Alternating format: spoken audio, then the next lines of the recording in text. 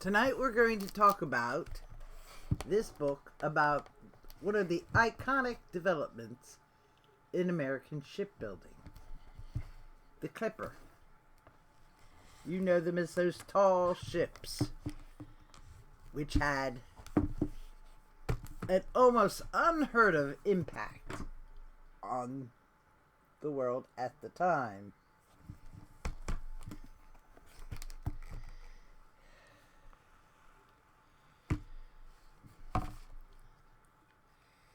This book covers all the construction details that you may be interested in of all the vessels between 1850 and 1856. What you might call the heyday of the Clippers.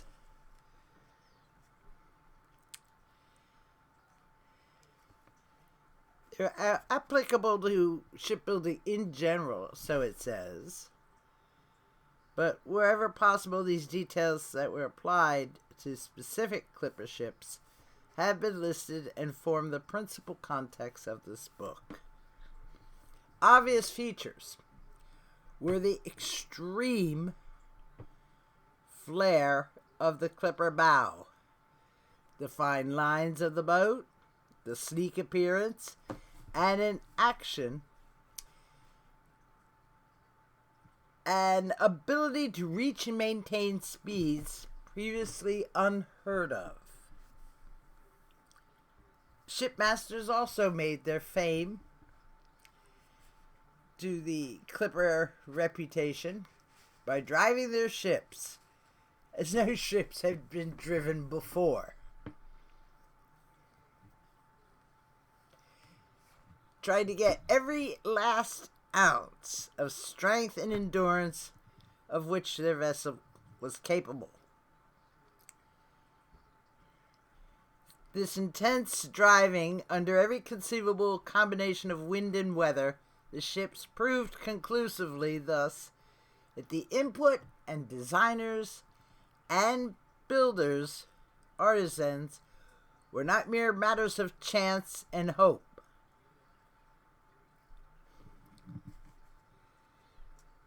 It also proved conclusively that wooden ships were capable of withstanding vast amounts of punishment not usually demanded of a ship. And indeed they did.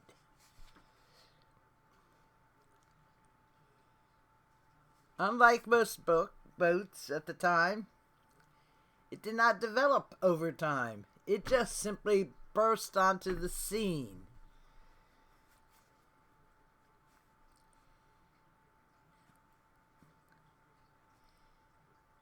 It created an almost feverish sensation and frenzy that, like a meteor, just as quickly fell from grace, which it did. Whole ships being driven to the maximum would just disappear, and nobody knows what happened to them, and still don't. Very few people go ship hunting in the oceans unless there is a huge reward, especially when it was sunk in the 1850s. So, but if you want to build one, this is where you stopped. They talk about the various woods available. The measurements, the shapes, the equipment that you're going to need.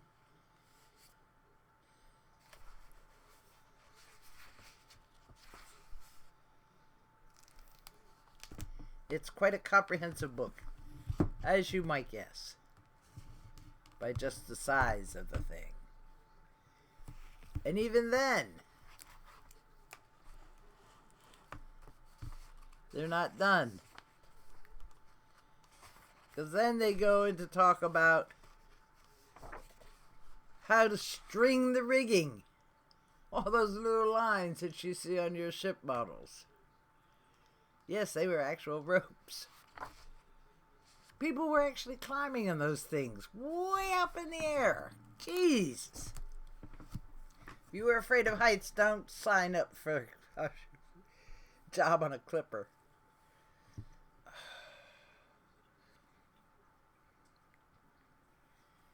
Don't do it. Don't do it. Some had 2 decks. Some had 3. They all had huge drafts. Needed a lot of ocean under them. So naturally they were prone to hogging and slumping in the middle.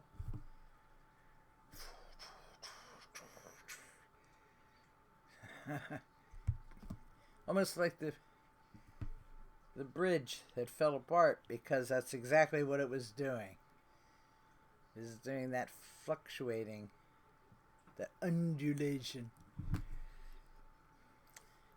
You can see it happening today, too, with some oil tankers, where their bows just snap off.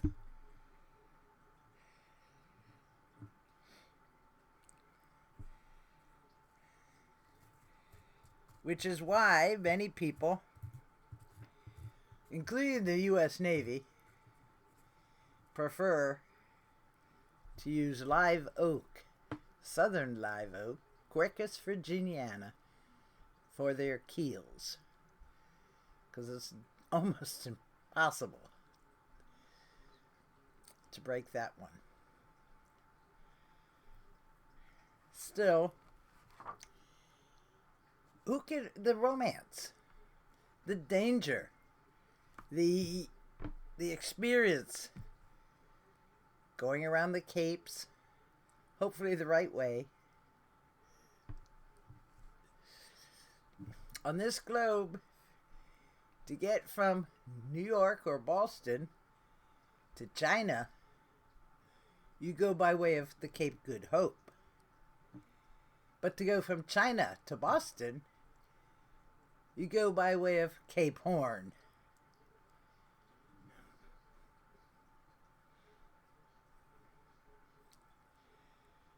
Which in one instance, by one clipper, was done in precisely 64 days. They saw him walking around in New York, the shipmaster, who had commanded the ship as it went around. And they were thinking he must have died, because here is his ghost. He couldn't possibly be back home already. Yeah, he was. That's how hard driving they were. Driving from Canton, China, around the Cape Horn, and then up the East Coast, all the way to Boston. It's in the record. There have been books written about the Sea Witch, as she was called.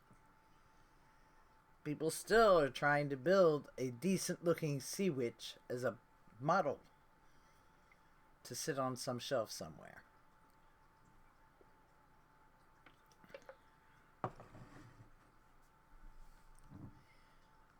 And there are no remains, because that ship didn't live very long.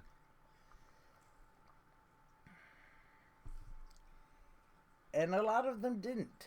They disappeared at sea. People died at sea. Not all the voyages of the merchant princes were ever seen again, or ever made any profit.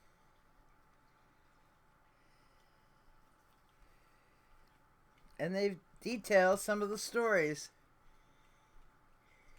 in the books on the subject of people trying their hardest. They'd be going on years worth of journeys trying to just get a stake to set themselves up in life, and not making it.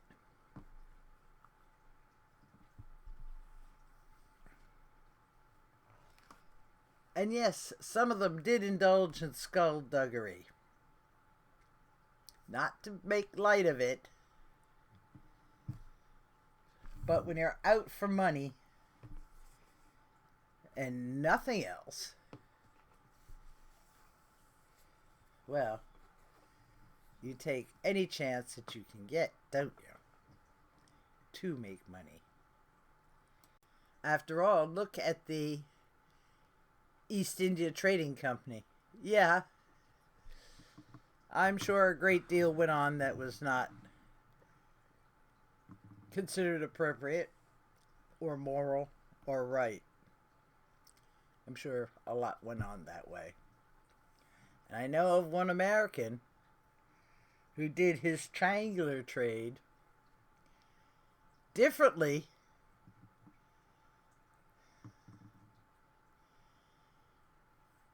but still it was a triangular trade and it was highly immoral. But sometimes Puritans are willing to look the other way.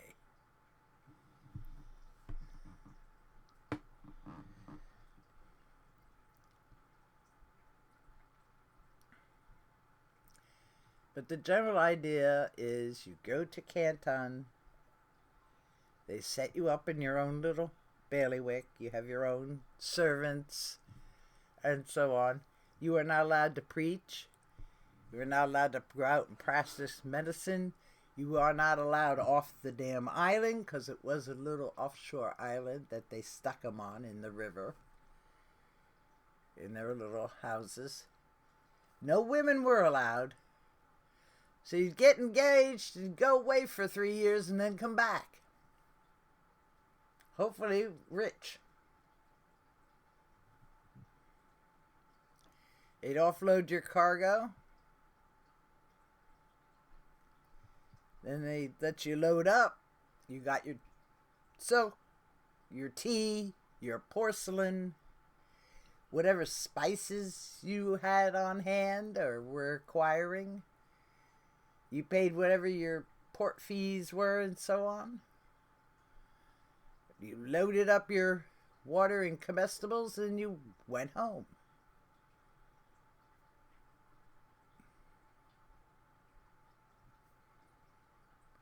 And if you were smart, you had made enough profit and then you invested it correctly so you wouldn't lose it on land.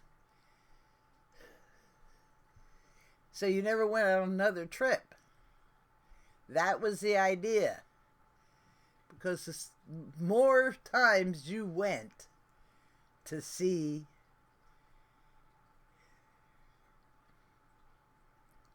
the greater chances of you just totally disappearing off the face of the earth. Storms being what they are. Bad water, bad weather, bad food, disease, accidents, running afoul of the local law. All sorts of hazards could befall you. So it was not a very good idea to go on more than one trip.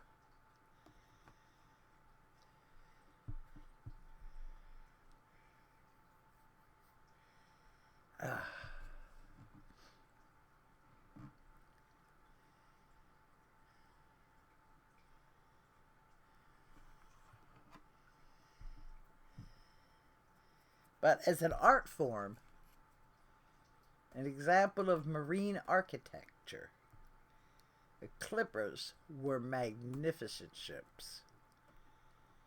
Absolutely magnificent. But when you consider, if you keep them in proportion, and you shrunk them down to the point where a kid could use one, on a lake, little kiddie,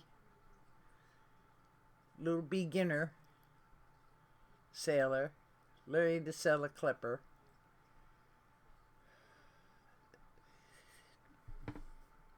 Seven foot long by 1 foot wide. That's basically what the proposed ships ended up looking like.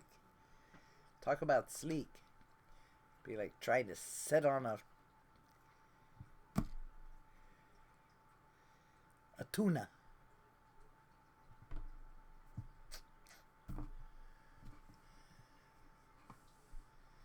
So yes, it's all glamour and fun and games until you try going around Cape Horn the wrong way, from east to west. Not a good look, because then you're going against the current,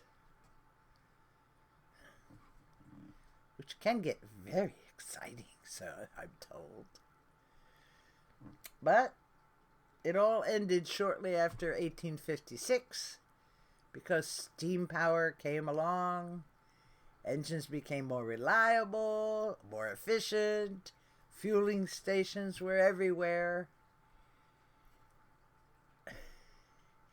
So you could keep time, you could just ignore the wind entirely and just keep going. And you need fewer people to run the boat. And it didn't cost as much to insure. Ah, well. Such is romance, adventure, and glamour. But they still hold races.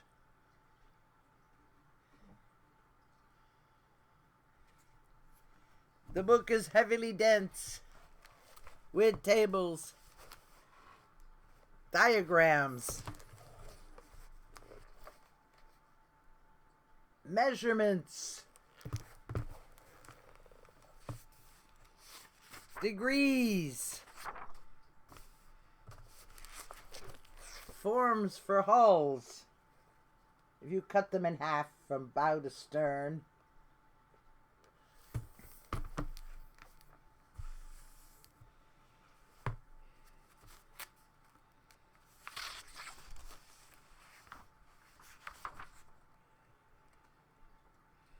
And there's words like futtocks.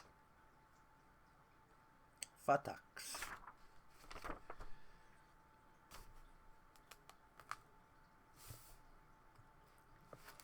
And then towards the end, they talk about the individual boats.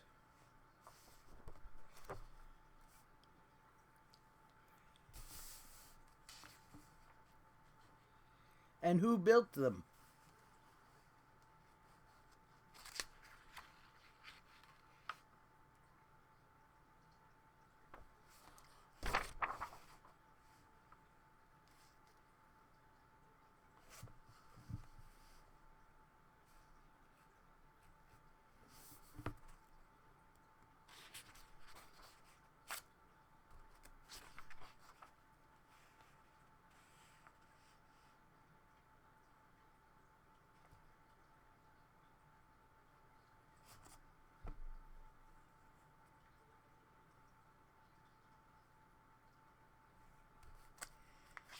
Talk about metal sheathing.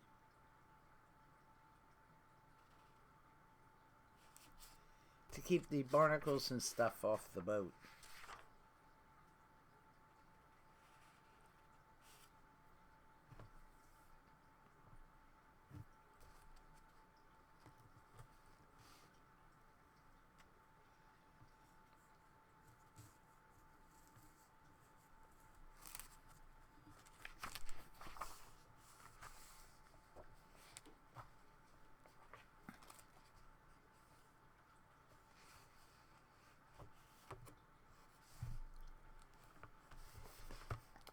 There's a surprising amount of wood in even the simplest of structures. The sticky bit out front, the bow, where you normally had a lady curled up here. Look at this.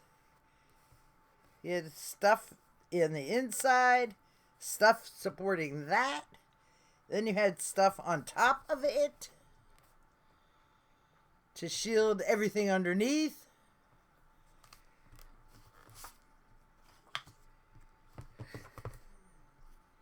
Layer after layer after layer of wood. With different woods for different levels to serve different purposes. Because you wanted to get the water off the deck.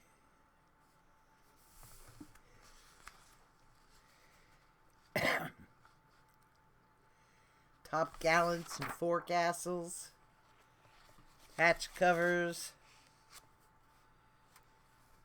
scarfs of this, that, or the other kind.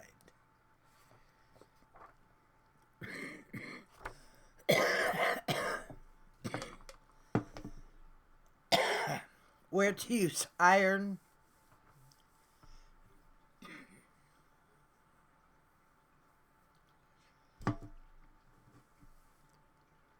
how to ensure the cargo remain dry,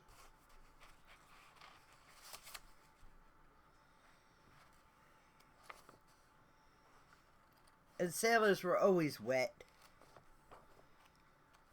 Always wet. Because once you get wet at sea, there's no place to really dry anything. Unless you're at the equator.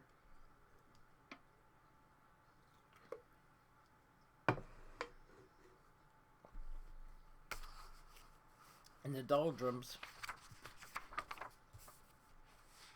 Stanchions.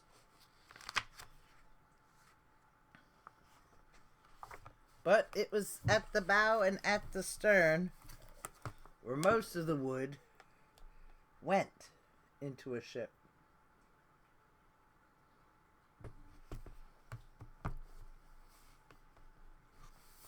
This being the bow, this being the stern. Sterns are over here, bows over here.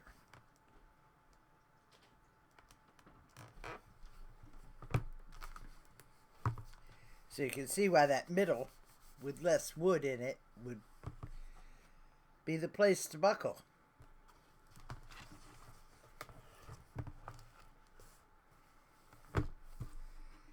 In any case, it's a highly technical book, but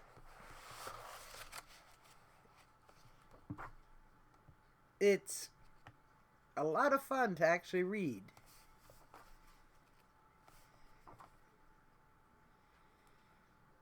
And you learn a whole new language.